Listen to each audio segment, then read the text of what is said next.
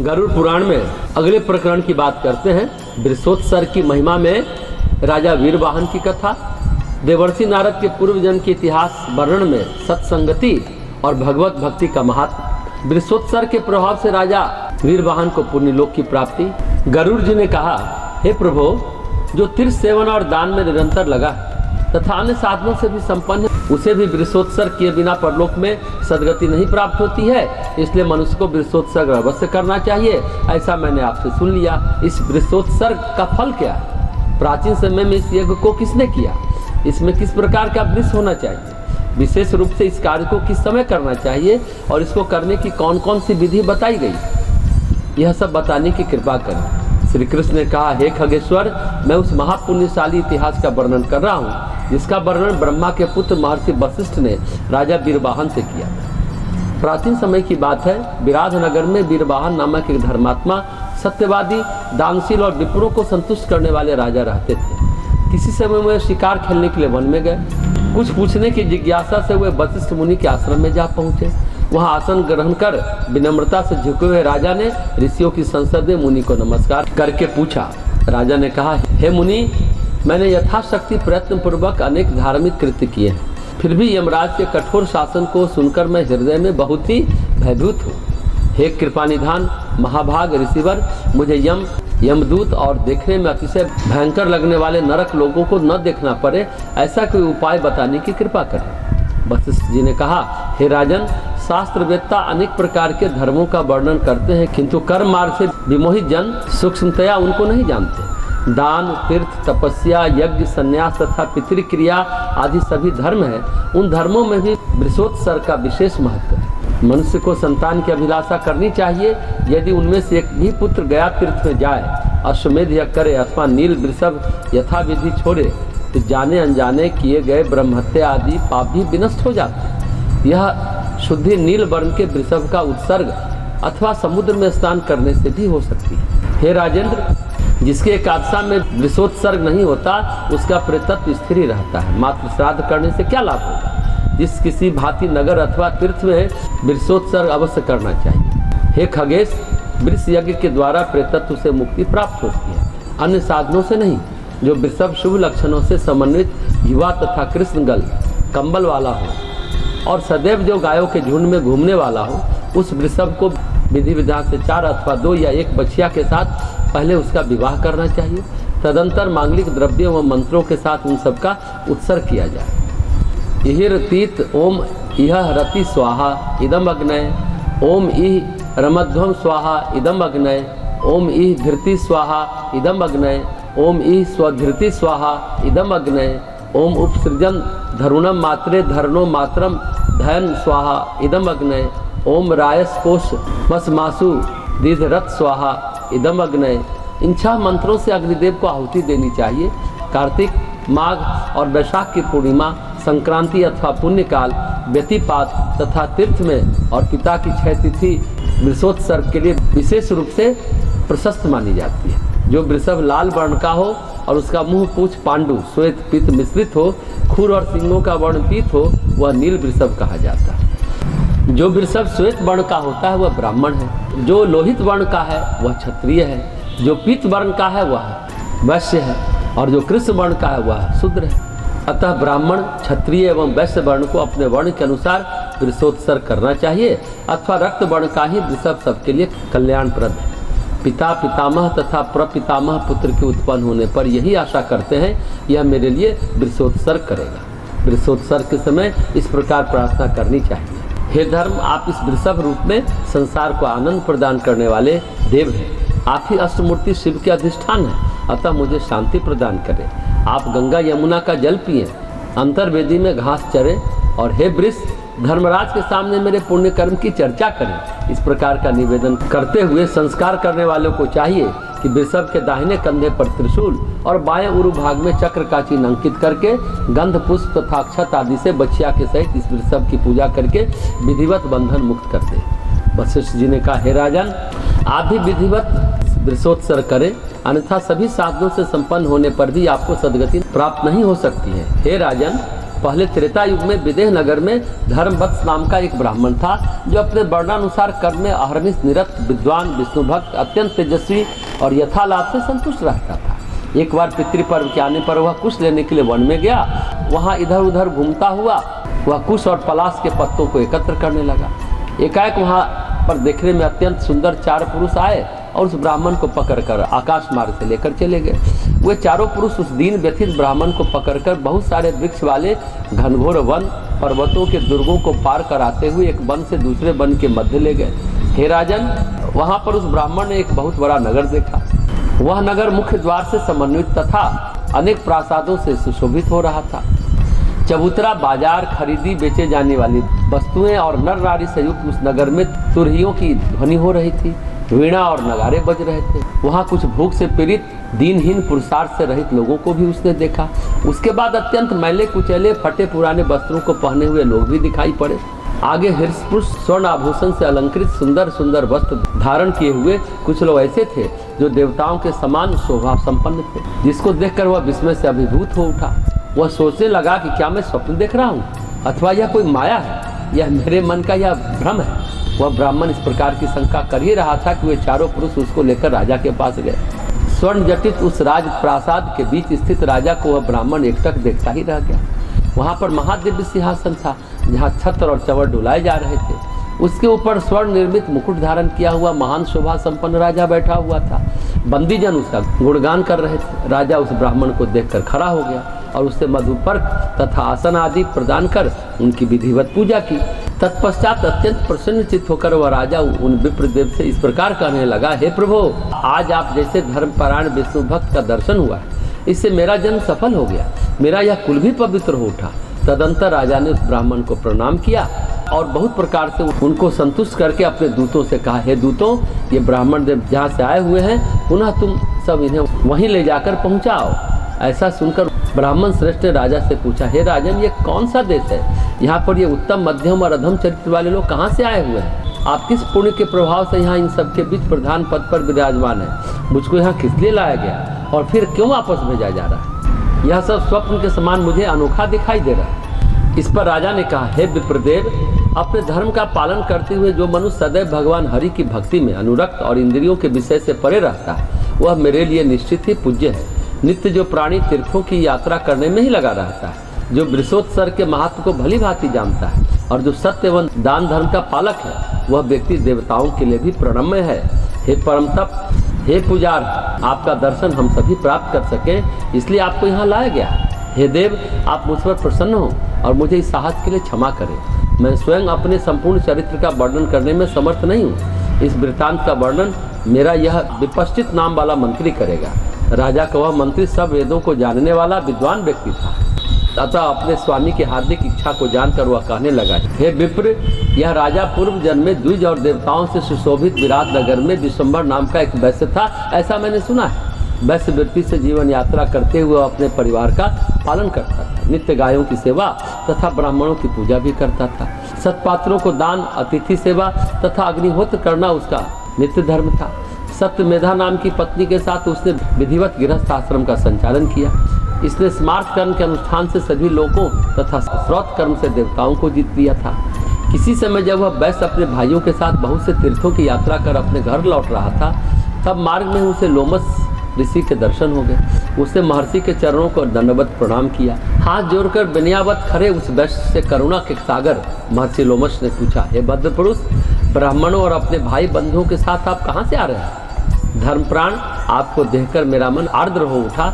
इस पर विश्वम्भर वैश्य ने उत्तर दिया, मुनिवर, यह शरीर नश्वर, मृत्यु प्राणी के सामने ही खड़ी रहती। ऐसा जानकर अपनी धर्मपरायण पत्नी के साथ मैं तीर्थ यात्रा में गया था।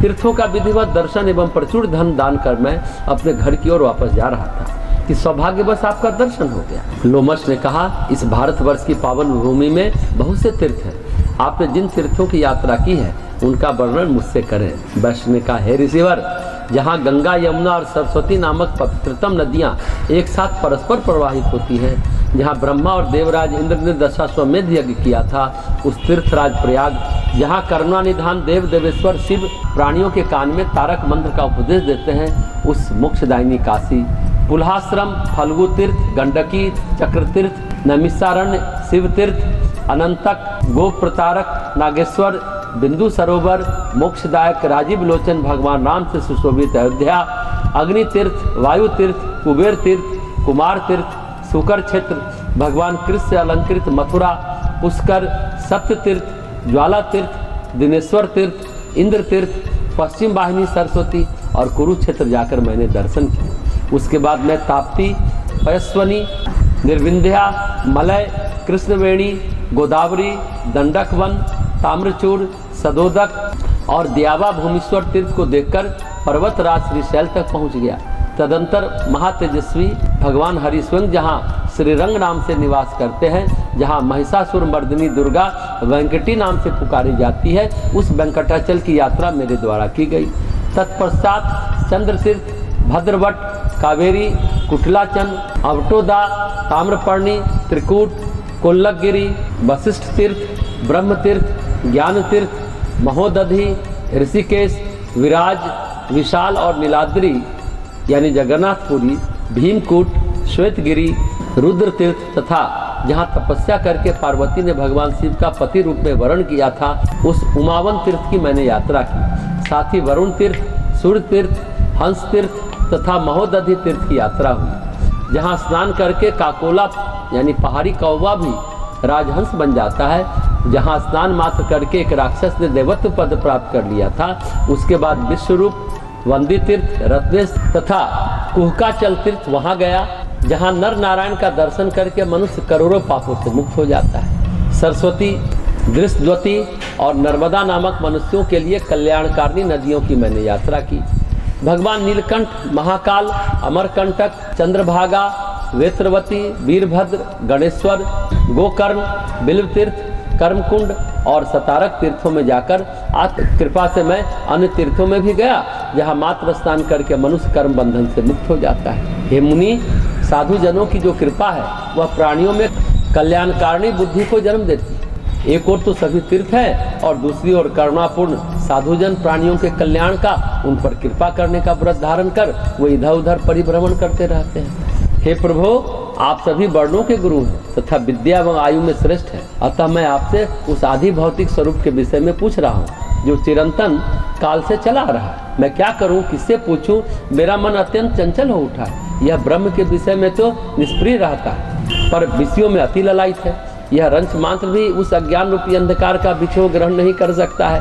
हे विप्रदेव, कर्मों का जो श्रेष्ठतम क्षेत्र है वह अनेक प्रकार के भाव से व्यामोहित है। ज्ञान संपन्न व्यक्ति के पास जिस प्रकार से शांति आ जाती है, विवेकवान श्रेष्ठ मनुष्य जिस प्रकार अंतः बाह्य दोनों स्थितियों में शुद्धता को प्राप्त कर लेता है, वह सब मुझे बताने की कृपा कर। ऋषि ने कहा, हे वैश्यवर्य, यह मन अत्यंत बलवान है, यह नित्य ही विकारयुक्त स्वभाव वाला है। तथापि जैसे पीलवान मतवाले हाथी को भी बस में कर लेता है, वैसे ही सत्संगति से आलस रहित होकर साधन करके तीव्र भक्ति योग से तथा सद्विचार के द्वारा अपने मन को वश में कर लेना चाहिए। इस संबंध में तुम्हें विश्वास हो जाए, इसलिए मैं एक इतिहास बता रहा हूँ जो नारद के पूर्व जन्म के जीवन वृत्त से जुड़ा हुआ है, जिसको स्वयं उन्होंने ही मुझसे कहा था। नारद जी ने मुझसे कहा कि हे मुनि, मैं प्राचीन काल में किसी श्रेष्ठ ब्राह्मण का दासी पुत्र था। वहीं पर मुझे महान पुण्य आत्माओं की सत्संगति प्राप्त करने का सुअवसर भी मिला। एक बार वर्षा काल में भाग्यवश मेरे घर साधुजन ठहरे हुए थे। मेरे द्वारा विनम्रता पूर्वक बराबर की गई सेवा से अत्यंत संतुष्ट होकर उन लोगों ने मुझे उपदेश दिया था, और जिनके प्रभाव से मेरी बुद्धि निर्मल और हितैषणी बन गई, जिससे अब मैं अपने में ही सबको विष्णुमय देखता हूँ। मुनियों ने नारद जी से कहा, हे वत्स, तुम सुनो, हम सब तुम्हारे हित में कह रहे हैं। जिसको स्वीकार कर तदनुसार जीवन यापन करने वाला प्राणी उस लोक और परलोक दोनों में सुख प्राप्त करता है। इस संसार में अनेक प्रकार के देवता, पक्षी तथा मनुष्य आदि की योनियां हैं जो कर्म पाश में बंधी हुई है। ये सदैव पृथक पृथक रूप से कर्म फलों का भोग करते हुए सत्व गुण से देवत्व, रजोगुण से मनुष्यत्व और तमोगुण से त्रियक योनि प्राप्त करते हैं। वास्तव में आबद्ध बुद्धिहीन प्राणी माता के गर्भ से बार बार जन्म लेकर मृत्यु का वरण करता है। इस प्रकार इस असंख्य योनियों में जाकर वह कभी दैव योग से ही मनुष्य की दुर्लभ योनि को प्राप्त कर महात्माओं की कृपा से भगवान हरि को जानकर तथा अपार भवसागर को रोग रूपी ग्रह और मोह रूपी पास से युक्त समझकर मुक्त हो जाता है। इस भवसागर को पार करने के इच्छुक प्राणी के लिए राम नाम स्मरण के अतिरिक्त अन्य कोई साधन हमें दिखाई नहीं देता है। जैसे दही का मंथन करने से नवनीत और काष्ठ का मंथन करने से अग्नि प्राप्त होती है, वैसे ही आत्म मंथन कर उस परमात्मा को जो प्राणी जान लेता है वह सुखी हो जाता है। यह आत्मा नित्य, अव्यय, सत्य, सर्वगामी, सभी प्राणियों में अवस्थित और महान है। यह अप्रमेय है, यह स्वयं में ज्योति स्वरूप एवं मन से भी अग्राह्य है। यह वह तत्व है जो सच्चिदानंद रूप है और सभी प्राणियों के हृदय में विराजमान रहता है। भावों के विनष्ट हो जाने पर भी कभी विनष्ट नहीं होता है। जिस प्रकार आकाश सभी प्राणियों में, तेज जल में तथा वायु सभी पार्थिव पदार्थों में स्थित है, उसी प्रकार आत्मा सर्वत्र व्याप्त और निर्लेप। भक्तों पर कृपा दृष्टि रखने वाले भगवान हरि साधुओं की रक्षा करने के लिए अवतरित होते हैं। यद्यपि वे निर्गुण हैं, फिर भी अज्ञानियों को गुणवान प्रतीत होते हैं। जो व्यक्ति इस प्रकार की ज्ञानवती बुद्धि से अपने हृदय में उस परमात्मा का चिंतन करता है, उसके भक्ति योग से संतुष्ट होकर वे अजन्मा पुरुष परमात्मा उसको अपना दर्शन देते हैं। तत्पश्चात वह भक्त कृतार्थ हो जाता है और सर्वदा सर्वत्र निष्काम भाव से बना रहता है। अतः बंधन युक्त इस शरीर में अहंकार का परित्याग करके स्वप्न प्राय संसार में ममता और आसक्ति से रहित होकर संचरण करें। स्वप्न में धैर्य कहाँ स्थित रहता है, इंद्रजाल में कहाँ सत्यता होती है, शरत काल के मेघ में कहाँ नित्यता रहती है, वैसे ही शरीर में सत्यता कहाँ रहती है। यह दृश्यमान समस्त चराचर जगत अविद्या कर्म जनित है। ऐसा जानकर तुम्हें आचारवान योगी बनना चाहिए, उससे तुम सिद्धि प्राप्त कर सकते हो। इस प्रकार का उपदेश देकर वे सभी दीनहीन प्राणियों पर वात्सल्य भाव रखने वाले साधु वहाँ से चले गए। तदंतर मैं यानी नारद उनके द्वारा बताए गए मार्ग से उसी प्रकार का आचरण प्रतिदिन करता रहा। कुछ ही समय के पश्चात मैंने अपने अंतःकरण में यह एक आश्चर्यजनक दृश्य देखा कि शरतकालीन चंद्रमा के समान निर्मल, प्रतिक्षण आनंद प्रदान करने वाला अद्भुत प्रकाश पुंज प्रज्वलित हो रहा है। वह महातेज मुझे प्रचुर सुख से सींचकर अपने प्रति अधिक स्पृहायुक्त बनाकर आकाश से विद्युत की भांति अंतर्निहित हो गए। भक्ति पूर्वक मैं उस अनोखे ज्योतिपुंज का ध्यान करता हुआ समय आने पर अपना शरीर छोड़कर विष्णु लोक चला गया। हे ब्रह्मन, उन्हीं प्रभु की इच्छा से पुनः मेरा जन्म ब्रह्मा से हुआ। उन भगवान की कृपा से ही मैं आज अनासक्त रहकर तीनों लोकों में बार बार वीणा बजाते और गीत गाते हुए घूमता रहता हूँ। अपना ऐसा अनुभव बताकर मुनि नारद मेरे पास से मनोनुकूल दिशा में चले गए। उनकी इस बात से मुझको बड़ा ही आश्चर्य हुआ और बहुत संतोष से मिला। अतः सत्संगति तथा भगवत भक्ति से तुम्हारा विशुद्ध, निर्मल और शांत स्वभाव वाला मन सुखी हो जाएगा। हे धर्मज्ञ, साधु संगति होने पर अनेक जन्मों में किया गया पाप शीघ्र ही उसी प्रकार विनष्ट हो जाता है जैसे शरत काल के आने पर वर्षा समाप्त हो जाती है। तब वैश्य ने कहा, हे ऋषिराज, आपके इस वाक्यामृत रसपान से मेरे अंतःकरण को शांति मिल गई। आज आपके इस दर्शन से मेरी समस्त तीर्थ यात्रा का फल प्रकट हो उठा है। यह सुनकर लोमस जी ने कहा, हे राजेंद्र, धर्म, अर्थ और काम, इस त्रिवर्ग के फल की इच्छा करने वाले तुम्हारे हित में यह मानता हूँ कि वृषोत्सर्ग के बिना जो बहुत से सत्कर्म तुमने किए हैं वे सब उस कणों के रूप में पृथ्वी पर गिरे हुए जल के समान भी कुछ भी कल्याण करने की सामर्थ्य नहीं रखते हैं। इस पृथ्वी तल पर वृषोत्सर्ग के सदृश हितकारी कोई साधन नहीं है। इस श्रेष्ठ कर्म को करने वाले लोग अनायास पुण्य आत्माओं की सदगति प्राप्त कर लेते हैं। वृषोत्सर्ग कर्म जिसने किया है वह व्यक्ति और जो अश्वमेध यज्ञ का करता है, मेरी दृष्टि में दोनों समान है।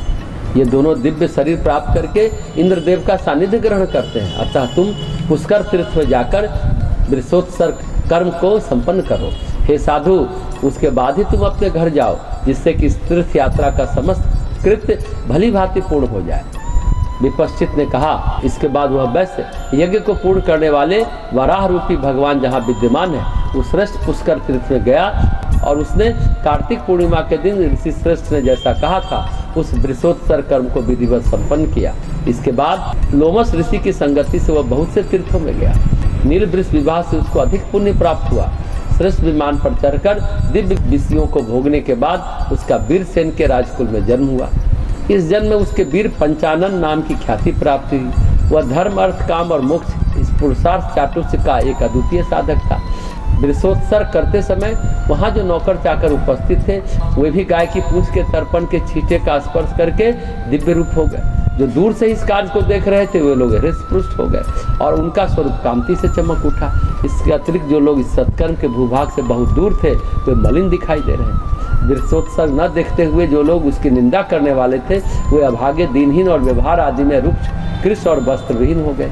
हे द्विज, मैंने भगवान पराशर से पूर्व जन्म से संबद्ध इस राजा का अद्भुत और धार्मिक जो वृत्तांत सुना था उसका वर्णन आपसे कर दिया, इसलिए आप मेरे ऊपर कृपा करके अब अपने घर लौट जाएं। मंत्री के ऐसे वाक्यों को सुनकर वे ब्राह्मण अत्यधिक आश्चर्यचकित हो उठे। तदंतर राज्य सेवकों के द्वारा उन्हें घर पहुंचा दिया गया। वशिष्ठ ने कहा, हे राजन, सभी कर्मों में वृषोत्सर्ग कर्म श्रेष्ठतम है, अतः आप यदि यमराज से भयभीत हैं तो यथाविधि वृषोत्सर्ग कर्म ही करें।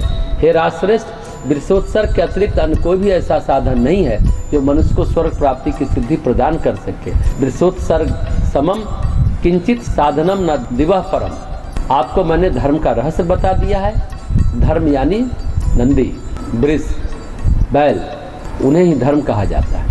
यदि पति पुत्र से युक्त नारी पति के आगे मर जाती है तो उसके निमित्त वृषोत्सर्ग नहीं करना चाहिए, अपितु दूध देने वाली गाय का दान करना चाहिए। श्री कृष्ण ने कहा, हे खगेश, महर्षि वशिष्ठ के उक्त वचनों को सुनकर राजा वीरवाहन ने मथुरा में जाकर विधिवत वृषोत्सर्ग का अनुष्ठान किया।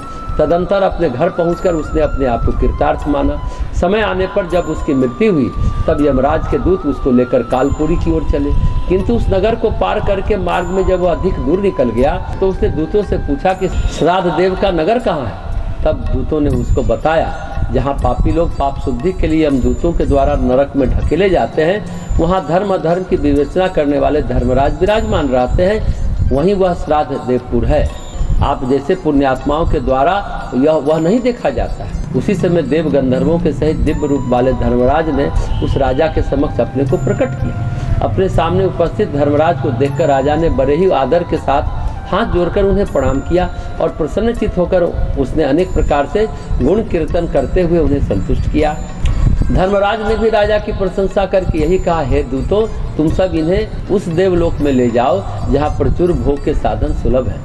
राजा वीरवाहन ने इस आदेश को सुनकर सामने ही स्थित धर्मराज से पूछा, हे देव, मैं यह नहीं जानता हूँ कि आप मुझे किस पुण्य के प्रभाव से स्वर्गलोक ले जा रहे हैं। धर्मराज ने कहा, हे राजन, तुमने दान यज्ञ आदि पुण्य कर्मों को विधिवत संपन्न किया है। वशिष्ठ की आज्ञा मान करके तुमने मथुरा में वृषोत्सर्ग भी किया है। हे नरेश, यदि मनुष्य थोड़े भी धर्म का सम्यक रूप से पालन करता है तो वह ब्राह्मण और देवताओं की कृपा से अधिकाधिक हो जाता है। ऐसा कहकर यमुना के भ्राता उसी क्षण अंतर्ध्यान हो गए। तत्पश्चात वीरवाहन स्वर्ग में जाकर देवताओं के साथ सुखपूर्वक रहने लगे।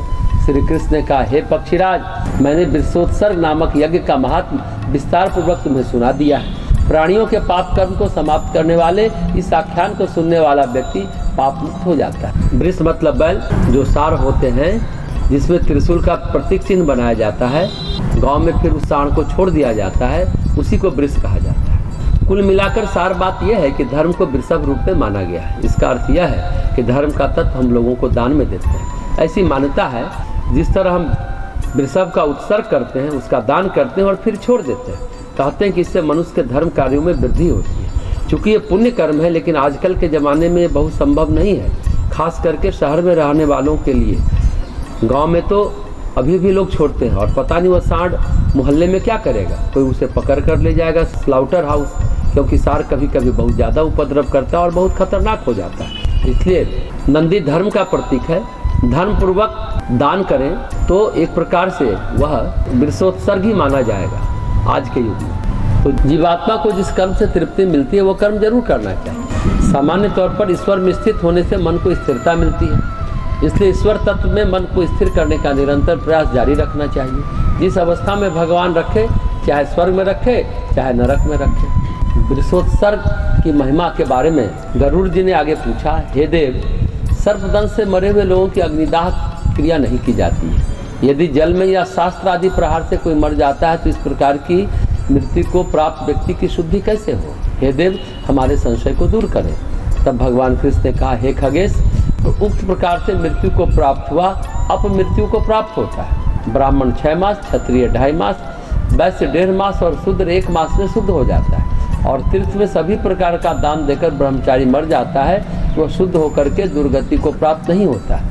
वृषोत्सर्ग आदि कर्म करके धर्म का आचरण करना चाहिए। यदि संन्यास धर्म का पालन करते हुए भी किसी प्राणी की मृत्यु हो जाती है तो वह शाश्वत ब्रह्म को प्राप्त कर लेता है। जो व्यक्ति शिष्टाचार रहित धर्म विरुद्ध कर्म करता है वह भी वृषोत्सर्ग आदि क्रिया करके यमराज के शासन में नहीं जा पाता है। उसके सहोदर भाई, पौत्र, बंधु, सगोत्री, पुत्र, बांधव, संपत्ति लेने वाला उत्तराधिकारी कोई भी हो, उसे मरे हुए स्वजन के लिए वृषोत्सर्ग अवश्य करना चाहिए। पुत्र के अभाव में पत्नी, दोहित्र यानी नाती, दुहिता पुत्री भी इस कर्म को करती है। पुत्रों के रहने पर वृषोत्सर्ग अन्य से नहीं कराना चाहिए। फिर गरुड़ जी ने कहा, हे सुरेश्वर, चाहे स्त्री हो या पुरुष, जिसको पुत्र न हो उसका संस्कार कैसे किया जाए, किस प्रकार किया जाए? हे देव, इस विषय में उत्पन्न हुई मेरी शंका को आप भली भांति दूर करें। श्री कृष्ण ने कहा, पुत्र विहीन व्यक्ति की गति नहीं होती है, उसके लिए स्वर्ग का सुख नहीं है, इसलिए ऐसे व्यक्ति को सद उपाय से पुत्र अवश्य उत्पन्न करना चाहिए। ऐसे व्यक्ति जो कुछ भी दान देते हैं, परलोक में वे सभी उसके सामने उपस्थित हो जाते हैं। अपने हाथों से जो नाना प्रकार के स्वादिष्ट विभिन्न व्यंजन खाने के लिए दिए जाते हैं, वे सभी मृत्यु के पश्चात अक्षय फल प्रदान करते हैं। जो गौ, भूमि, स्वर्ण, वस्त्र, भोजन और पद दान अपने हाथों से करते हैं, जिस जिस योनि में जहाँ जहाँ दान करते जाते हैं, वहाँ वहाँ उपस्थित रहते हैं। जब तक प्राणी का शरीर स्वस्थ रहता है, तब तक धर्म का सम्यक पालन करना चाहिए। अस्वस्थ होने पर ईश्वर की प्रेरणा से भी वह कुछ नहीं कर सकता है। यदि व्यक्ति जीवन काल में अच्छे कर्म नहीं करता, तो मरने के बाद वायु रूप में रहते भूख प्यास से रात दिन भटकता रहता है। वो क्रम से कीट पतंगा होकर के बार बार जन्म लेता और मर जाता है। वो कभी असत मार्ग से गर्भ में प्रविष्ट होता है और जन्म लेते ही तत्काल नष्ट हो जाता है। जब तक यह शरीर निरोग है, जब तक बुढ़ापा दूर है, जब तक इंद्रियों की शक्ति छीन नहीं हुई है और जब तक आयु नष्ट नहीं हुई है, तब तक अपने कल्याण की व्यवस्था कर लेनी चाहिए। जैसे घर में आग लग जाने पर कुआं खोदने से मनुष्य को कोई लाभ नहीं होता। अभी तक चर्चा हो रही थी वृषोत्सर्ग की महिमा।